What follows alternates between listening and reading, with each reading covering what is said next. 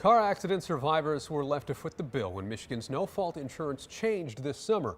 Now, state lawmakers want to make changes to those changes. Today, Democrats and Republicans joined crash survivors on the steps of the state capitol to announce 5 new bills. 13 on your side's Justin Bachman reports on what those bills could mean. If these proposals do become reality, they could provide some much-needed relief and support for people who had their safety net ripped away by the changes in July.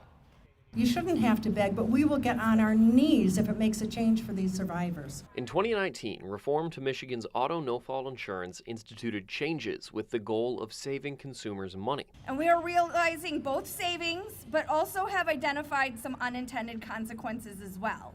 Things like a fee schedule and a cap on in-home paid care hours meant insurance companies didn't have to contribute as much money. But those same changes stripped away benefits from the very people No Fault exists to protect, the victims of accidents. Many people are having their hours cut to 56 hours, even though the patient needs 24 hours a day.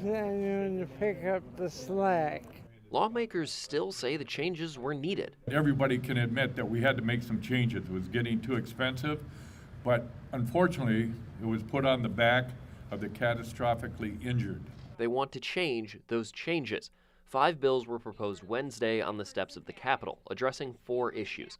The package would force treatment standards to be set by medical professionals, update what does or does not qualify as medical treatment, clarify how in-home care providers are compensated, and provide personal injury protection to people injured in motorcycle accidents. We didn't find that there was a significant decrease in Detroit's auto prices, and that was the whole push for changing auto no fault. The legislation is expected to be introduced later this week, and the lawmakers plan for an immediate committee hearing for those bills.